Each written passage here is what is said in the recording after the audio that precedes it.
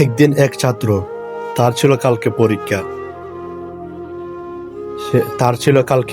সে পরীক্ষার হলে যাবে, পরীক্ষা দেবে। কিন্তু এমন একটা সময় সে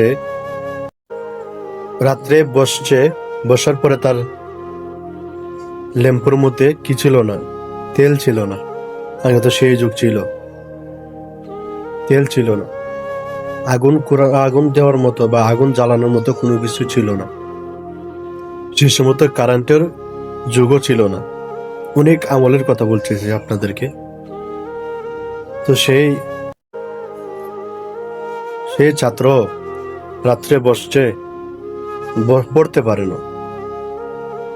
হঠাৎ করে আশেপাশে খুঁজে দেখতেছে কোনো আলো নাই, কোনো ঘরে কোনো আলো নাই, কিন্তু একটা ঘরের মধ্যে আলো জ্বলতেছে।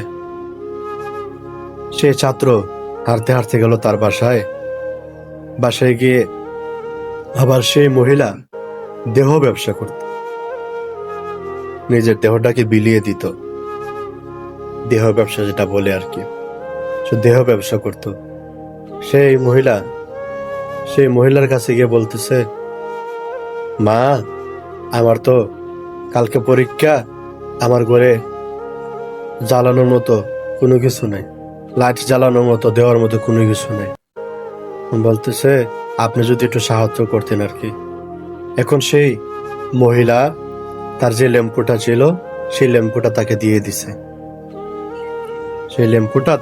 দিছে। সেই পরিবর্তে যে বোঝা গেল, সে নামাজ পড়ে, সে ছাত্র নামাজ পড়ে আল্লাহ দরবার দোয়া করেছিলেন, আল্লাহ, যে আমাকে পরীক্ষার হলে রাত্রে পড়ানোর মতো একটা দিয়েছিল, ল্যাম্প দিয়েছিল, জ্বালানোর মতো, দেখার মতো, পড়ার মতো, সেটা দিয়েছিল, আল্লাহ সেই ওসিলায় আল্লাহ তাকে তুমি জান্নাত বানায় দাও, সেই ওসিলায় তাকে আপনি জান্নাতি বানায় দেন। আল্লাহ রাব্বুল আলামিন সেই দোয়া কবুল করে ফেলছেন। এটাই বোঝা গেল যে আল্লাহ কার দোয়া কোন সময় কবুল করে কেউ জানে না।